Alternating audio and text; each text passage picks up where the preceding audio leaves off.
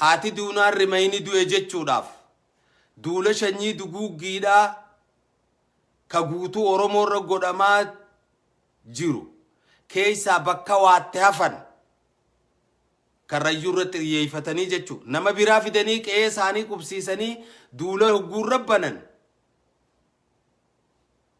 namni dubbate hin jiru jechuudha. Maaliif jennaan Oromoon amma nama isii bakka bu'u waan hin qabneef jecha biyya keessaa mootummaan naannoo Oromiyaa Oromoo bakka bu'ee maqaadhaaf jira malee Oromoo bakka bu'ee roorroo Oromoo irra galte maaliif ta'e jee gaafataadhaan jiru. Qe'umateenya irratti wanni tummaan irra geesse jennee bara dhufaa dabraa nama gaafatu jechuun kun salphinaa jechuudha.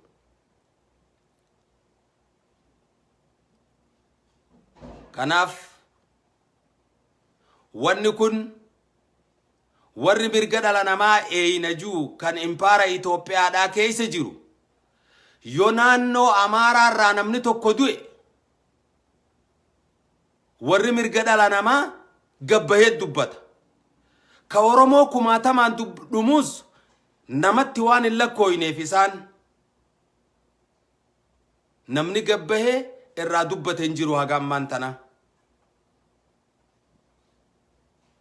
Wanni irraa dubbatan hin jiru. Qormaanni gaggeeffamees hin jiru. Oromoon addunyaa biyya lafaa keessa jirtan keessattuu warri biyya alaa jirtan qaama addunyaa ka walabate wanni kun akka qoratamu hayyoonni keenya akka irra dalaydan asumaan dhaamsa gabaabaa kana dabarsa. Irrattis dalagaa jirtan ta'a. Wanni dhaqanii karrayyuu abbaa gadaa ajjeesaniif haati duunaan rimayni du'ee jechuudhaaf ilmaan Oromoodhaa waan laaftutti akkanuma cal jennee bira dabarruu miti. Bira kunnuumi kana hubadha akka gaaritti. Keessattuu warri biyya keessaa diduu dandahuu qabna. Roorroo fi duguuggaa Oromoo taanii dhalachuudhaaf namarra gahu kana duguuggii tana dhalti Oromoodhaa diduu qabdi. Kaleedhaas suduudaan bahanii dirree bahanii gaafa jalqabaa malee eegas booda hokkoo nu keessatti uummatan kaabinee irra dhaabbataniini ummanni Oromoodhaa duguugamaa jira jechuudha.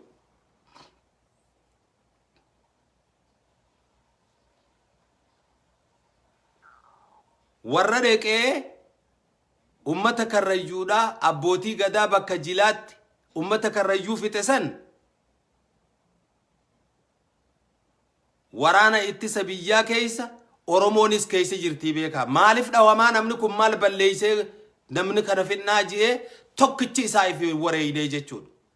Kuni sammuu isaanii hidhanii jechuudha. Sammuu isaanii hidhan. Sammuun hidhan tana firraa hiinee falmachuu lafaa kaanee bakka takka hafuuratti baafannuuf irraa oofnaa jechuudha.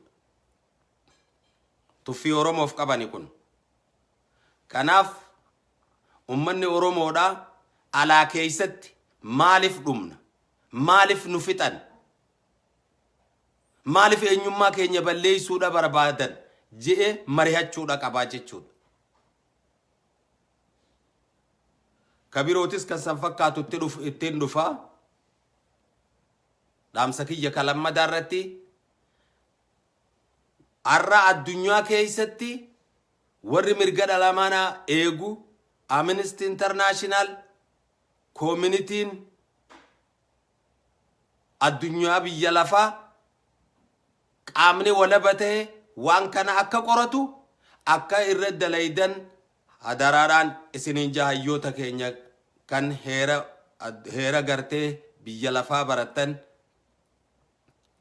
kan seeraan fi heeraan eebbifamtan waan kana irratti akka hujoomtan kanaan akka dhalaat Oromootti isinitti lallabbii tiyyatan akka dhageessan abdiin qaba.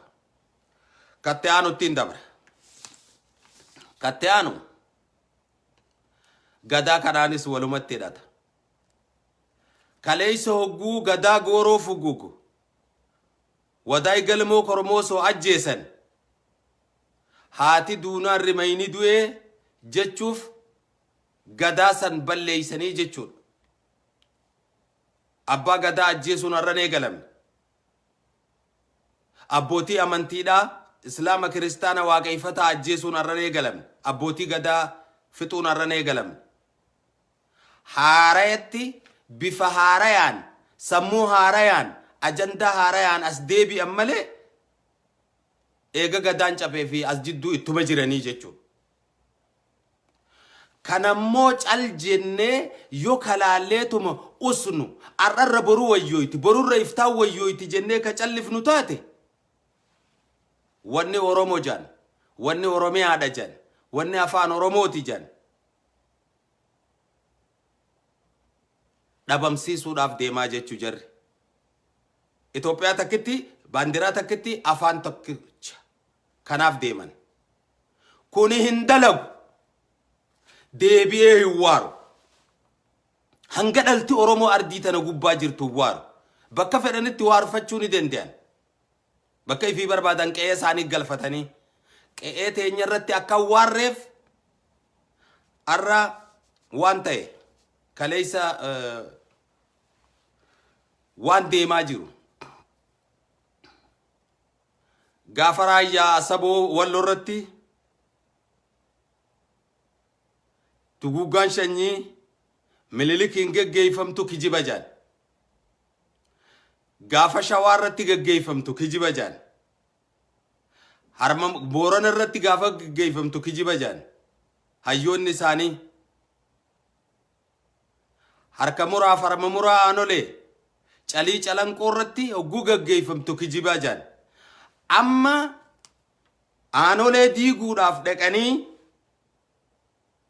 wardiyaadhaanii nama 4 ajjeesanii biititti baanaan achirraa deeman. Kun dhalti Oromoo kan biyya alaatii fi biyya keessa jirus kan hin dhagayin dhagayaa gurra isin calaw. Maaliif aanolee diiguu barbaadan? Kuni waan bara 27 wayyaaneen biyya diiguudhaaf sabaa sablammoota walirra kaasuudhaaf uumte malee jecha kijibaatii jan. San geggeessaa jira Abiyyiin. Sirni har'aa kun san geggeessaa jira. Akkasumatti Mustafaadhatti kennamee Harargeen guutuun siidaa Wadaayigal siidaa Bakar Waaree calanqorraa akka diigamu seenaan calanqoo akka kijibate itti kennamee itti qophaawamaa jira. Dhagayadha waliin haa dhageenyu. Eega wanni takka dhufte eega kufan shoshorroquun quncaasuu dabalachuudha jetti Oromoon. Warri kanaaf deema. Kanaaf dhalti Oromoodha.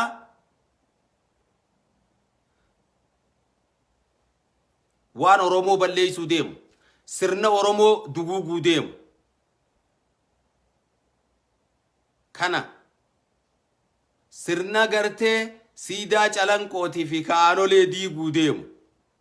Siidaan diigamuu qabu kan kriminaalaa kan Minilikii jechuudha. Ka diigamuu qabu sani addunyaarraa diigamaa jira. Inni waan gaarii dalagee yasiin jaan. Dubbiitu dubbii fidaa barana gaafaa 2019 2018 gaafa jijjiiramaa miti ciccirama takkaa'u micciirama dhayne biyya dhaynu ani bakka 4 dachii gaafadhe. Nama hedduun harka achi keessatti waajjira lammaadhaa hogguun dhaqa. Eessattiin gaafadhe Finfinneedhaa fi Adaamaa fi Ciroo fi Hararittiin gaafadhe bakka 4 kanatti. Maaliif bakka 4 kana gaafattaa jennaan bakka mana barumsa gadaadhaa itti ijaaruu jeetiin gaafadhe. gaafannaan dubbiin keeysi dheertuudha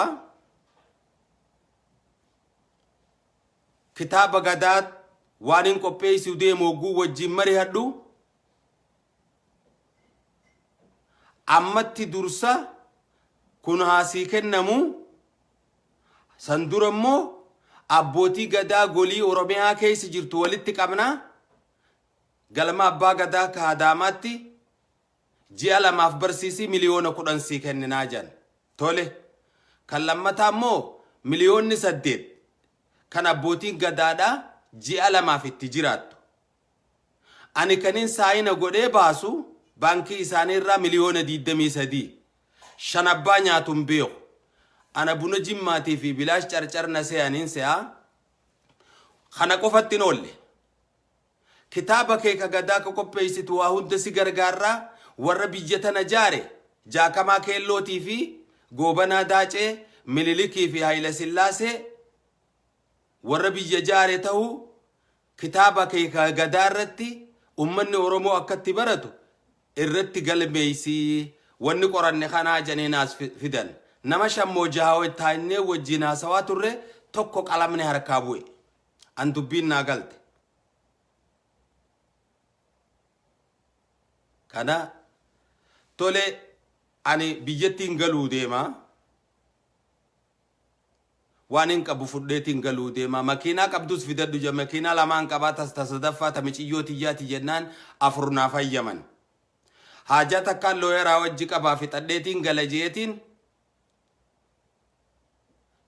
embaasii wajjiinin haajaa tiyyachitti fixadhaa warra utawwaa jiru wajjiin jee mari'adhee ba'e gurbaa qalamni harkaa bu'e sanii achumatti buna wajji dhuyinee sa'aansaa geeysee hogguu laaqanaaf baanu wajjiin baanee laaqana wajji nyaannee yaboo amma waan siin jaan kana ni fudhattaa ije lakkiin fudhadhuun jeen hogguu qalamni si harkaa bu'uun waan si keeysa jiru waan sammuu ta'e qirqitu arke amma waa hedduu dubbachuun barbaadu ani arka muraa aanolee arama muraa aanolee calii calanqoo raayyaa asaboo booranaa wallagga shaggar dhiiga oromoodhaa ka gannaqame miliyoona 10 ittiin jijjiiru ani miliyoona ifiifii niin qabaan jeen miliyoona 55 qabaan jeen maallaqa kunumaan attiin fakkaatu amma waan dhugaa dubbatu jirtaanan oromoo miliyoona meeqaan jeen qarshii takka takka yoonaa kennan ani miliyoona 55 qaba maaliifin oromoo gurguraan jeen kanatti biddeenuma tokkoon nyaadhaa siruma takka irraan ciisa dhumatti kana dubbii fidee hindi dubbii keeysa fidi aanolee diiguuf deeman oromoo siida aanolee harkaaf harma muraa lammaffaa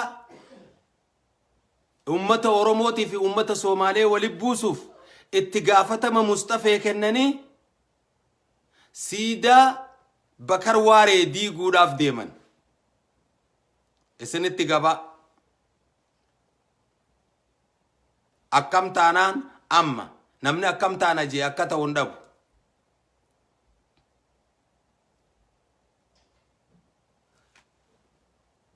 kanuma keeysatti gootummaa kaleeysa gaafa gartee xaliyaan biyyarraa baasan godhame yeroo sadii mililik hogguu marfamu gibaa balau gabayyoo je'ee gabayyoo gootota oromoodha akka gabayyoo gurmuu qaallicha reefuu kan jaakamaa keelloo saniif lolee malee oromoof hin lolle seenaa isaanii dhoysanii jechuu oromoo arra waan tokkoon isin garsiisa isin dhageessisa isin yaadachiisa hin agarre jechuufi miti isin hin dhageenye jechuufi hin beeytan jechuuf deddeebii keeysa hanni dhakaa muraafin as baase jecha lama warra lamaan kana keeysaa fudhee as dhufe arra gootummaan lallabamtu jagnaa ka jaaniin eenyu lola qaama ifiitiin lolu kana qaama ifiitiin lolu kanaatu warra dhaadheessu qaba mootummaan Abiyyi. eenyu kan dhaadheeffamu faannoo Amaaraa, milishaa Amaaraa, humna addaa Amaaraatii fi makalakayaa jan. Oromoon qeedhaa guuranii achi dhumaa jirtu kasa'aa ammaan tana wajjin haasoynu kana guuraa jiran. Kadhaqee achi dhumu akkuma kalee gootummaa gartee Gabayyoo Gurmuutii fi Jaakamaa Keelloo faa dhoysanitti gootummuma Minilik qofa hafarsanitti karaan santu deemu jira laala. Oromoon qabeenyi Oromoo irraa guuraman hin dubbatamu. Wareega qabeenyaa kafalleeti kanamaa kafalaa jira. Rakkoo biyya takka keessaa kaate Tigraay Itoophiyaa baasanii diinummaa itti moggaasanii. Kan lammadaa immoo Oromoo haqaaf, mirgaaf, bilisummaaf, walabummaaf, birmadummaaf loltu maqaa isiin hin baafatin ka isiin hin qabne shanee janii itti moggaasan. Maqaa shanee kana hogguun maqaa dha'u waan tokkoon uummanni Oromoo akka beeku keessattuu warri biyya keessaatii fi biyya alaalleen waliif hira. Maqaa kana wayyaaneen nuun kennine, TPLF nuun kennine, OPDO'n nuun kennine. Namni dhugaa namaa dhoysu dhugaasaa dhokata. Warra dhaaba kana keessaa gatantaree ammaan tana hambaa hooggana dhaaba kana hooggana adda bilisummaa Oromoo ka baabura qabsoo irraa bu'e hagatantare hagale isaatu gaafa adda ba'e warra qabsoo raangallu je'ee bakkatti hafee qabsoo sabaa geggeessaa jiruuf maqaa kana moggaase. Seenaadhaa qabadhaa. Malee TPLF nuun baafne, OPDO'n gartee hokkoon diinaa tunis nuun baafne. Warra kanaa baase. Sanarra ulee godhatanii Oromoodhaan tumuu ajjeesu arraan tana xalayaa eenyummaa laalanii Tiwlid bootaa Tigraay jennaan qabanii kuchiisan. Wallagga jennaan qabanii kuchiisan. Sadaffaa Karrayyuu eegalan. Amma mataa haraa Karrayyuu jennaan bakki dhaloota fuudhanii kutan. Kunis ittuma jiraa beeka irra hamtu jechuuf hin jee malee. Irra hamtu. Oromoo ta'ee bakki roorroon irraa laaftuudha hin jirtu jechuudha. Moor irri jabaatte. Oromootaan bakka maqaa dha'ee kanatti. Ka Walloo qophaawaa jiran ammaas. Kun waan achi keessaa bahee dhufee quba qabaadha. Wanni diiguu aanoleetii fi calii calanqoo siidaa calii calanqoo sababni isaan irra fudhatan wayyaaneetu sabaa sablammoota walirra buusuuf bara bulchiinsa isaanii bara 27 kana keessatti kana dhandhaare malee wanni kun waan sobaatii janii deemaanii jiran. Siidaa calanqoo dhaqanii warri dhukaasa achi bane faannoodha. Biyya mootummaa qabdu Oromiyaa keessatti wanni mootummaan naannoon Oromiyaa mootummaan qabdu jeef hogguu minjaarirraa ka'anii dhufanii siidaa calanqoo irratti wardiyaa achi eegudhawanii hawaasa nama 4 ajjeesan. Wardiyaa sanii wajjin namni 5 dubbataan jiranii jechuudha. TV'n OBN TV boqqolloo janiini an TV boqqolloo leenjuuni boqqolloon gartee nyaata kabajaati nyaata Afrikaati. Soora namni itti jiraatu maqaa TV boqqolloo juu kun isaanuu mallee akkuma inni baafatetti ni. OBN kun ka Oromooti. Maqaadhaaf ammaan tana achuma jiran Shimallis Abdiisaa Gunjuu dalagaarraa kaayan isa gartee sammuu hidhanii kaayan amma Awwaluu Abdiitii dalagaa isaa fi qaallicha kaan qurxummii balleessuudhaaf baharri goggoguu qaba garbi goggoguu qaba kajeessan isaantu biyya bulchaa jira. Malee Shimallis kaayan amma meeshaadha hangatti faayidawanii kaayan kun dhugaa jiru. Suduuda waan achi keessaa bahee nu bira ga'e. Garuu tokko ni jiranii beeytanii ka sabaaf quuqama qabu. Ka waan sirra dalaguu deeman dursee si ibsu. hedduutu jiraa jechuudha. Maqaa dha'uun barbaannu. Arra wanni gartee siidaa calii calanqoo ka Bakar Waaree akka diigamu Mustafeedhaaf kennaniif ummata Soomaaleetii fi ummata Oromoo waliif buusuuf. Ummata Soomaalee biraanis naagaya. Oromoo fi Soomaaleen obboleeyyani. Nuti nama hundaa wajji jiraachuu dandeenya. Saba tokko malee. Saba tokkicha sana uummanni Oromoo ni beeka. Ana maqaan dha'u.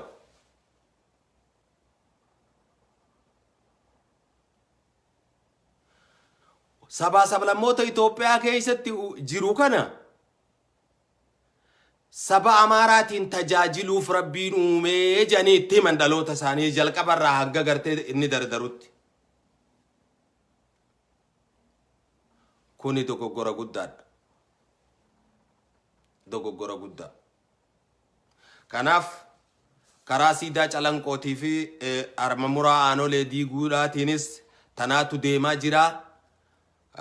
Awwaluu abdiitiin wanni kuni waan bara 27 sirna wayyaaneen Oromoo jidduutti dhandhaarte waan ta'eef diigamuu qabaan isaa fi warra tikaatti himamee jira jechuudha. Kun kana. Jara keenya asuma keessaan tuffii Abiyyiin Oromoo qabu isinii hima. Isin warri Abiyyiin Oromoodha jiru. Addunyaan araara dhumuu qabaa. Lolli kun lola biyya keessaati. Lola saba namni biyya takka keessa waliin jiru wal dhabee Amaaraa fi Tigree jidduu jiru jennaan Tigiroota wajjin ni araaramna. Oromoodhaa fi keessattuu gajjabeessee Oromoodhaa fi warri beelolaa Ogaadeen ka Affaar ka Bilishaangul as keessan naqinaadha. Mataa cinaa tokko haannee cinaa tokko hin dhiifnu biititu nagaya waaraa harkachuu qabdii janiin. Hunoo kanaanii Oromoodha jettan isin. Oromummaan itti dhalatuu qofaa miti. Qumbursiinis numa dhaltii bar diqee keessatti. Namni Oromoo ta'ee dhalateedhaaf Oromoo fi hadooddiin qabaatiin maali hiikkaan Oromummaa isaa? Tokko kana.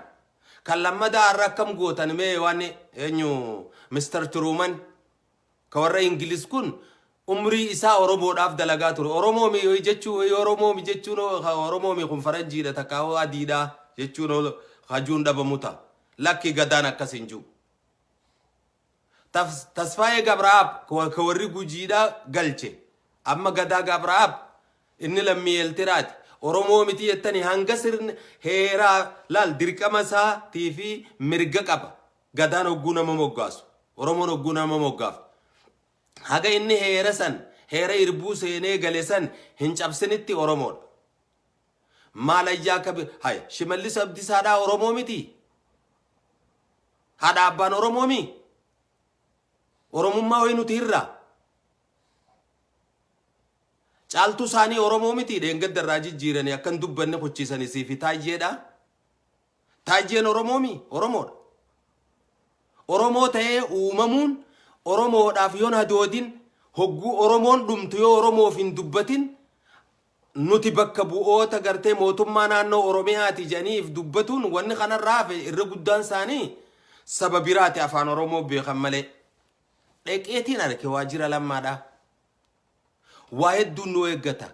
Karaa dheeraan nu afate yoo Rabbi nurraa gabaabse malee. Kanaaf Oromoon marihachuu qabna. Aalimni, aaqilli, aadilli, abbootiin amantiidhaatii fi hayyoonni Oromoo, manguddoon Oromoo, qeeroon Oromoo, qarreen Oromoo marihachuu qabdi amma. Alaa keessatti. Qe'ee namaa dhayinaa nama balleessinaan gadaanuu nutti hin dhiisu.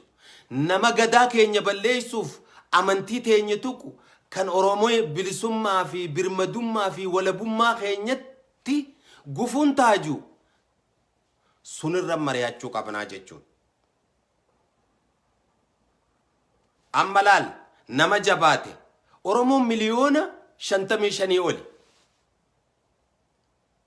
Miliyoona 6-7tu kabajaa horatee jechuu wal dhaga'ee. Jininaararraa ilaa hanga gartee ilma xiqqaatti barataa fi barsiisarraa wal dhaga'anii gartokko deebi'anii isaanii wajjin ni araaramna TPLF wajjin waa'ee Oromoodhaa keessaa baasaadha ammatti hogguu waa'ee Oromoo kana dubbannu tarkaanfii dhoysaadha xayyaaraan Oromoo irratti fudhannaa akka addunyaan hin beeynetti kunis ni jira ummanni Oromoo ifeeguu qaba waraanni bilisummaa Oromootis akka gaaritti wareega xiqqaan wareega guddaa diinarraa buusuun tiraa'u sagantaa isaaniiti kana akkuma dhagaan gurra buuf kun waan achi keessaa bahee dhufe waraanni bilisummaa Oromoo nu dura dhagaa marakkoon qabu irruma daballa malee ummanni Oromoodhaa kanaa jira maaliif dhumu nu fixuu barbaadanii tuffiin Oromoo qaban kun maali wanni shaneedha janiif abaahoodha wajan ummanni Oromoo waan abaahoo fedhuuf maal godhuu qaban warra baajata Ijiptiitiin deemu bobbaa juntaadha shanee yaada san qabda janiin namamma uleen namaan tuman kan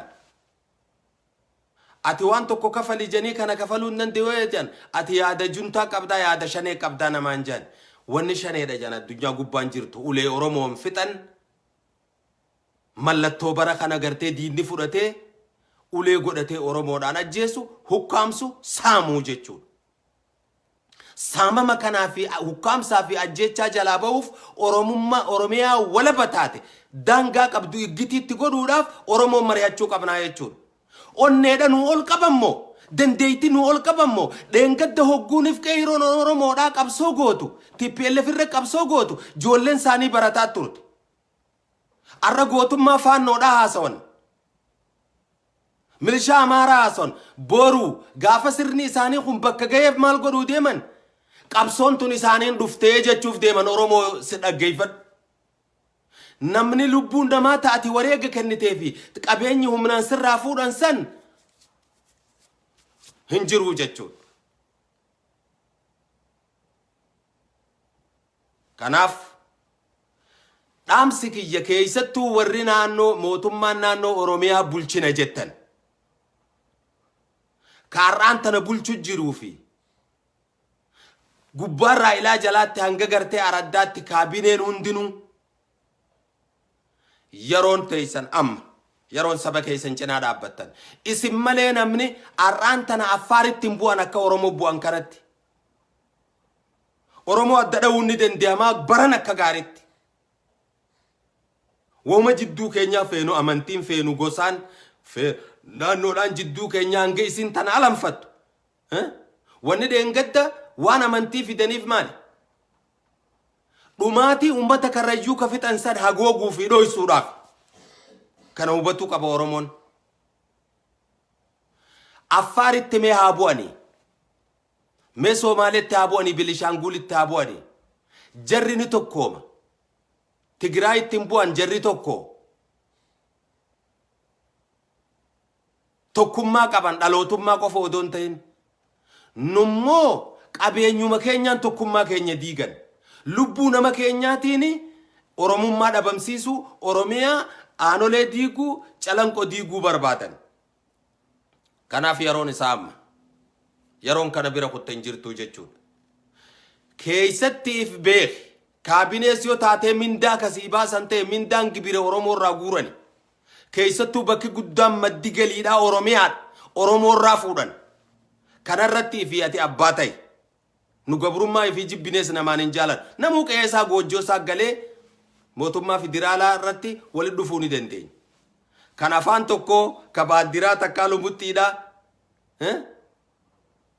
ka Itoophiyaadha Itoophiyaa bara dhufaa dabra dhiiga namaatiin malee hin bulle hin oolle Oromoon keessummeessuu hin dandeessu yoo Oromiyaan dhugoomsin bakka kumatti haa ciccittu Itoophiyaan baanan tun yakkaa miti kun nuti Itoophiyaan feenu Oromiyaa taanee jiraannaa jechuun danda'u Oromoon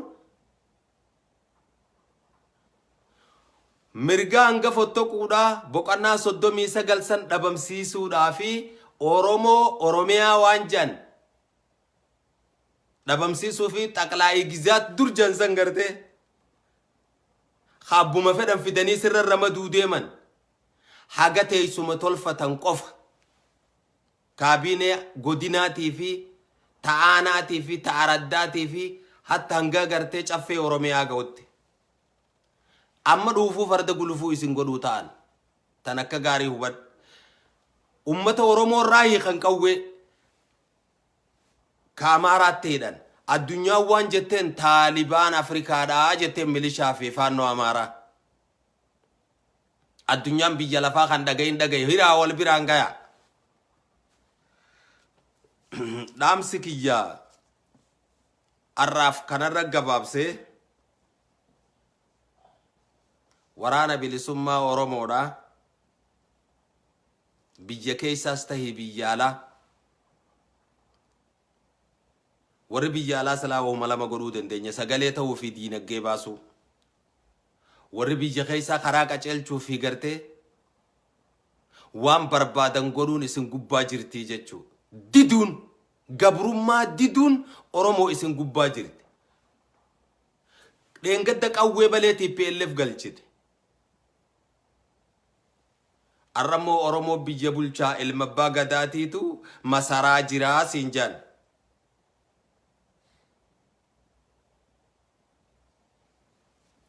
warri kas juyeenyu seetan handaqoo hallayyooti fi hallayyoo handaqooti warra gara abuli malee Oromoon hin jettu ilma abbaa gad eega ilmi abbaa gadaadhaa masaraa ka jiraatu taate abbaa gadaa karrayyuutii fi shanee gumii gadaa maaliif fixan shaneedha wanni jaan shanee gumii adda bilisummaa Oromoo shanee gumii gadaa shanee gumii gosaa qofaatu jira dhaaba shaneedha jaan hin jiru Oromoodhaan tumaa jiranii baradhaa kanaas hubadhaa waliin gaa namni immoo gubbaarraa ilaa aanaatti ilaa araddaatti Oromiyaa keessa biyya bulchitan marra sadii if booda deebi'aa itti yaada mootummaan har'aan tana jiru kuni mootummaa qaamay fi cinaa tokkoon lolu Tigraay Itoophiyaa dharraa baasan diina godhan nu Somaaleen nuun hin lol Jabuutiin nuun hin lol Suudaan nuun hin lol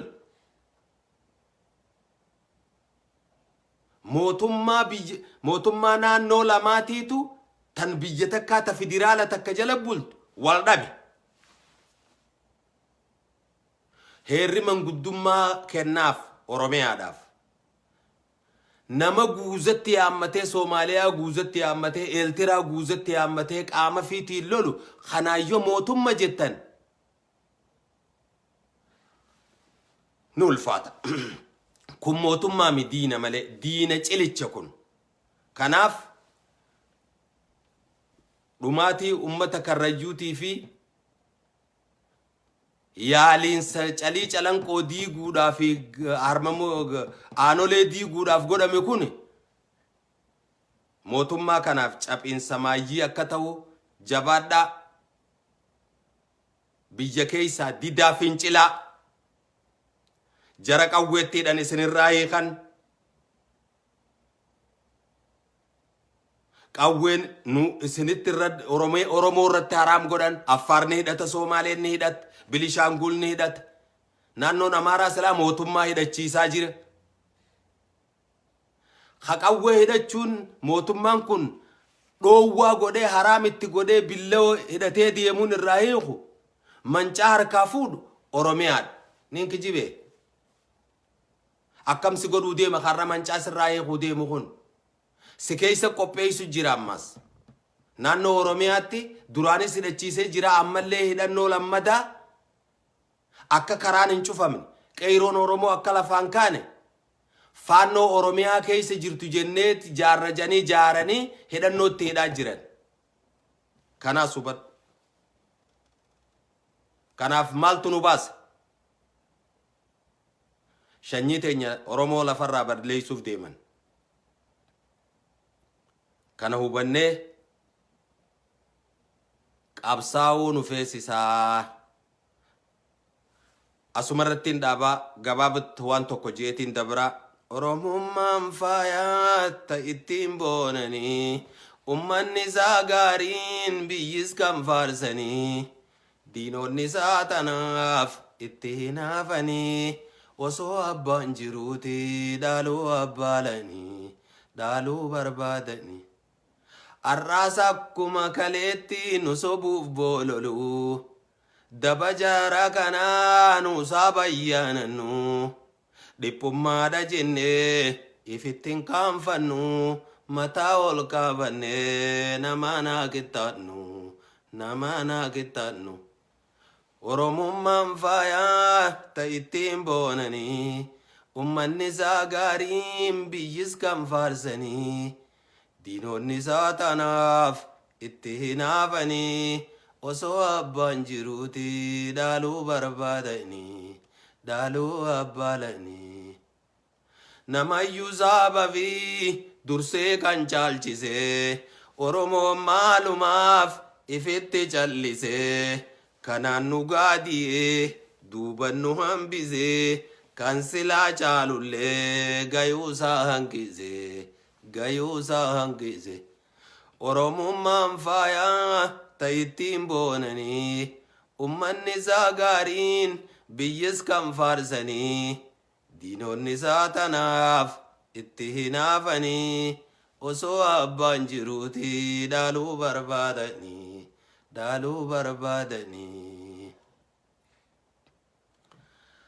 gaalaaf mana hin jaaranii ni diddiigaaf dhabanii harree waariin dhawani lammiitu oromoo hin ilmaniif dhabanii re'ee bulchaan geeysanii alan bultuuf dhabanii adurreen bobbaasanii citaan deedduuf dhabanii biifleettiin geeyraranii amma ajjeesaaf dhabanii abaabuun tuttuqanii lammii quuqaan naqanii laal boruun toltuuf dhabanii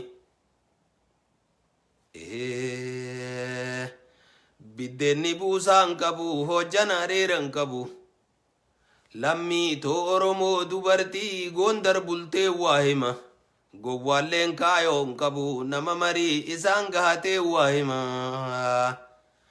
dunfura jaldoo biiloo kafilaan keeysa hin jirre bitimee xiqqoo ta kormii keeysa hin jirre lammii bobbaa jaldeeysaa ta jiraan keeysa hin jirre cinaan dubbii hoffee kijiba ta dhugaan keeysa hin jirre waboo waa loluun dinne gargaarsa keenyaa booda hin jirre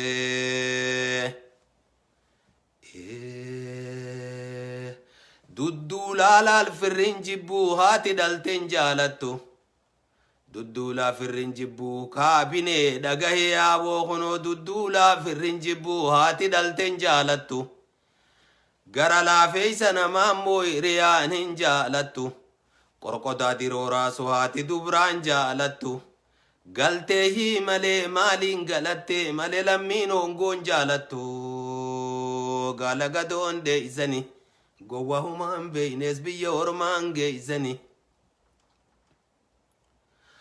haga abbaan